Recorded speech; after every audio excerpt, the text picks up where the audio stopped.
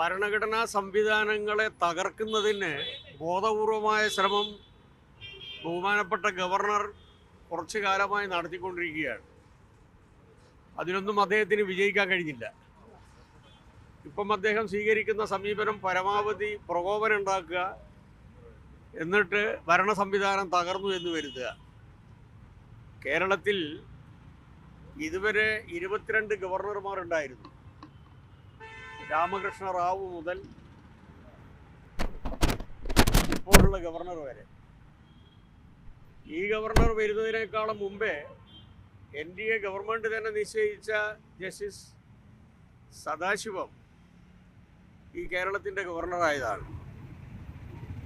യഥാർത്ഥത്തിൽ ഈ ഗവർണർ ഇപ്പം ചെയ്യേണ്ടത് ജസ്റ്റിസ് സദാശിവൻ്റെ കാല് കഴുകിയ വെള്ളം ഓരോ ദിവസവും കുടിക്കണം. എന്നാൽ തന്നെ പാപം തീരില്ല. SFIക്കാരെ വെല്ലുവിളിക്കുക, ഇടതുപക്ഷത്തെ വെല്ലുവിളിക്കുക, ഗവൺമെൻറ്റിനെ വെല്ലുവിളിക്കുക, മുഖ്യമന്ത്രിയെ വെല്ലുവിളിക്കുക. എന്ത് അസുഖമാണ് ഗവർണർക്കുള്ളത്? ഇടക്കിടക്കാണ് വരുന്നത്. 600 പോലീസുകാരുടെ സാന്നിധ്യത്തിലാണ് SFIയെ വെല്ലുവിളിക്കുന്നത്. ഒരു കാര്യം ഞാൻ ബഹുമാനപ്പെട്ട ഗവൺമെൻറ്റിനോട് പറയാൻ ആഗ്രഹിക്കുകയാണ്. ഒരു പോലീസുകാരനെ അദ്ദേഹത്തിന് കൊടുക്കേണ്ട ആവശ്യമില്ല. കാരണം SFIക്കാർ യാതൊന്നും ചെയ്യില്ല. പിന്നെ എന്തിനാണ് ഈ ചെലവാക്കുന്നത് വെറുതെ? ഗവർണറെ ഏതെങ്കിലും രൂപത്തിൽ ശാരീരികമായി ആക്രമിക്കുമെന്നോ അദ്ദേഹത്തെ ഏതെങ്കിലും രൂപത്തിൽ വേദനിപ്പിക്കുന്ന അനുഭവങ്ങൾ ഉണ്ടാകുമെന്നോ SFI പറഞ്ഞിട്ടില്ല. SFI കരിങ്കൊടി കാട്ടുമെന്നേ പറഞ്ഞിട്ടുള്ളൂ. അത് മാത്രമേ കാട്ടുകയും ചെയ്യൂ. അതിനെന്തിനാണ് ഇത്ര വെപ്രാളം പിടിക്കുന്നത്? ഈ 600 പോലീസുകാരെ വെച്ചിട്ട് ഇങ്ങനെ വീരവാദം പറഞ്ഞുകൊണ്ടിരിക്കുകയാണ്. അതാ ഞാൻ പറയുന്നത്, ഒരു പോലീസുകാരനും വേണ്ട. അദ്ദേഹത്തിൻ്റെ സംരക്ഷണം അദ്ദേഹത്തിന് ആവശ്യമാണെങ്കിൽ SFIക്കാർ തന്നെ കൊടുത്തോളൂ, യാതൊരു ബുദ്ധിമുട്ടുമില്ല. SFIക്കാർ ഒരു രൂപത്തിലും അദ്ദേഹത്തെ ആക്രമിക്കാൻ പോകുന്നില്ല. ഈ അടുത്ത കാലഘട്ടത്തിൽ കണ്ട സംഭവങ്ങൾ എന്തൊക്കെയാണ്?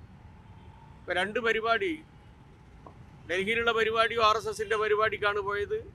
കാലിക്കറ്റ് യൂണിവേഴ്സിറ്റിൻ്റെ പരിപാടി അതും RSSകാർ സംഘടിപ്പിക്കുന്ന പരിപാടിയാണ്.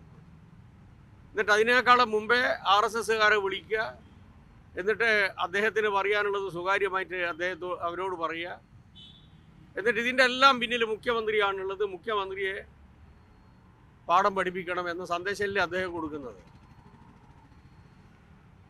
ഇവിടെ ബഹുമാനപ്പെട്ട ഗവർണർ മനസ്സിലാക്കേണ്ടത്, സ്വാതന്ത്ര്യ പ്രസ്ഥാനത്തിൻ്റെ ഭാഗമായിട്ട് തന്നെ വിദ്യാർത്ഥികൾ ആദ്യമായി ഇന്ത്യ രാജ്യത്ത് രക്തസാക്ഷികളായത് ഈ യൂണിവേഴ്സിറ്റി ഗ്രൗണ്ടിലാണ്. ആദ്യം മനസ്സിലാക്കണം. 1921 3 രക്തസാക്ഷികളാണ് ഇവിടെ ഉണ്ടായത്. പിന്നീട് SRCPൻ്റെ കാലഘട്ടത്തിൽ 34 സഖാക്കൾ SFI രൂപപ്പെട്ടതിന് ശേഷം SFIക്ക് കഷ്ടപ്പെട്ടിട്ടുണ്ട്. അതാദ്യം മനസ്സിലാക്കണം. ആരുടെയും ഔദാര്യത്തിലല്ല SFI ഇവിടെ വളർന്നത്. അതിനേക്കാളും മുമ്പേയുള്ള KSF പല ഗവർണർമാർക്കും എതിരായിട്ട് കരിങ്കൊടി കാട്ടിയിട്ടുണ്ട്. മുഖ്യമന്ത്രിക്കെതിരായിട്ട് കരിങ്കൊടി കാട്ടിയിട്ടുണ്ട്. EMSനെതിരായിട്ട് കരിങ്കൊടി കാട്ടിയിട്ടുണ്ട്. EMSനെതിരായി പ്രതിഷേധം സംഘടിപ്പിച്ചിട്ടുണ്ട്. നായനാർക്കെതിരായിട്ട് പ്രതിഷേധം സംഘടിപ്പിച്ചിട്ടുണ്ട്. VSനെതിരായിട്ട് പ്രകടനം നടത്തിയിട്ടുണ്ട്. ഈ മുഖ്യമന്ത്രി ബഹുമാനപ്പെട്ട പിണറായി ഗവൺമെൻറ്റിനെതിരായിട്ട് തന്നെ അവർ സമരം നടത്തിയിട്ടില്ല. ആദ്യത്തെ സംഭവമാണോ? SFI എന്ന് പറയുന്നത് ഏതെങ്കിലും ഒരു പാർട്ടിയുടെ വാലാട്ടി സംഘടനയല്ലത്. അതാദ്യം മനസ്സിലാക്കുക. അതുകൊണ്ടാണ് ആ സംഘടന വളർന്നത്. ഈ എല്ലാ മാനേജ്മെൻറ്റിൻ്റെയും ഗുണ്ടകളുടെയും എല്ലാ ആക്രമണവും ഉണ്ടായി ഏഷ്യയിലെ ഒരു കാലഘട്ടത്തിലെ ഏറ്റവും വലിയ വിദ്യാർത്ഥി സംഘടനയായ KSUവിനെ മൂലക്കിരുത്തി ഈ സ്ഥിതിയിലേക്ക് SFI എത്തിയത് വെറുതെ അല്ല. ഐതിഹാസികമായ പ്രക്ഷോഭത്തിന്, പ്രത്യേകിച്ച് വിദ്യാഭ്യാസ രംഗവുമായി ബന്ധപ്പെട്ടുകൊണ്ടുള്ള കാര്യങ്ങളിൽ അതിശക്തമായി പ്രതികരിച്ചതിൻ്റെ ഭാഗമായിട്ടാണ് ആ സംഘടന വളർന്നത്. അതിനെ ഇല്ലാതാക്കാൻ ഗവർണറല്ല ആര് വിചാരിച്ചാലും നടക്കില്ല. ബാനർ വലിച്ചു കെട്ടു. ബാനർ എവിടെ കെട്ടണമെന്ന് SFI വിചാരിച്ചാൽ അവിടെ കെട്ടു. അതൊന്നും ഗവർണർക്ക് ഇല്ലാതാക്കാൻ പറ്റില്ല. എന്തോ ഒരു ഇടക്കിടക്കാണ് ഈ അസുഖം വരുന്നത്. ഇടക്കിടക്ക് പല്ലിന് വേദന വരുന്ന സമയത്താണെന്നാണ് തോന്നുന്നത്. അതിന് പറ്റുന്ന മരുന്ന് കൊടുക്കുന്നതായിരിക്കും നന്നാവുക. അതിനൊരു ദന്തൽ ക്ലിനിക്ക് വേണമെന്ന് ബഹുമാനപ്പെട്ട ഗവർണർ മുഖ്യമന്ത്രിയോട് ആവശ്യപ്പെട്ടിരുന്നു. അത് കൊടുത്തില്ല. അന്ന് തുടങ്ങിയതാണിത്. അപ്പോൾ അതുകൊണ്ട് പോലീസുകാരോട് അറിയാനുള്ളത്, അദ്ദേഹത്തിന് എന്തെങ്കിലും അങ്ങനെയുള്ള എന്തെങ്കിലും ബുദ്ധിമുട്ടുണ്ടെങ്കിൽ അതുകൂടി ഒന്ന് നോക്കുന്നത് നന്നായിരിക്കുന്നത്. മുഖ്യമന്ത്രിയാണ് ഭരണഘടനാ സഭ തകർക്കാൻ മുന്നിൽ നിൽക്കുന്നത്. അങ്ങനെ രാഷ്ട്രപതി ഭരണം ഏർപ്പെടുത്താനാണ് അദ്ദേഹത്തിന്റെ ഒരു നീക്കം. ആർക്ക് പേടിയുണ്ട് ഇതിനൊക്കെ? രാഷ്ട്രപതി വരണമെന്നും പറഞ്ഞിട്ട് ആരെയാ പേടിപ്പിക്കുന്നത്? 59-ലെ സഖാ BMSന്റെ ഗവൺമെൻറ്റിനെ രാഷ്ട്രപതി ഭരണം ഉപയോഗപ്പെടുത്തിയിട്ട് മറച്ചിട്ട കോൺഗ്രസിൻ്റെ അനുഭവം എന്തായിരുന്നു ഇന്ത്യ രാജ്യത്ത്? രാഷ്ട്രപതി ഭരണം ഇന്ത്യ രാജ്യത്ത് ആദ്യം നടപ്പിലാക്കിയത് ഈ കേരളത്തിലാണ്. അതിനുശേഷം കോൺഗ്രസിൻ്റെ സ്ഥിതി എന്തായിരുന്നു? ഉപ്പിയാക്ക് ചാരിയ ചുമരുപോലിയായില്ലേ? പിന്നെ കോൺഗ്രസ് ഉണ്ടായിട്ടുണ്ടോ? ആ അനുഭവം തന്നെയായിരിക്കില്ല BJPക്ക് ഉണ്ടാവുക. എന്നാൽ മറിച്ചിട്ടോക്കട്ടെ എന്നറിയാം. ആരെയും പേടിപ്പിക്കുന്നത്? ഈ കേരളത്തിലെ കമ്മ്യൂണിസ്റ്റുകാരെയോ ഇടതുപക്ഷക്കാരെയോ?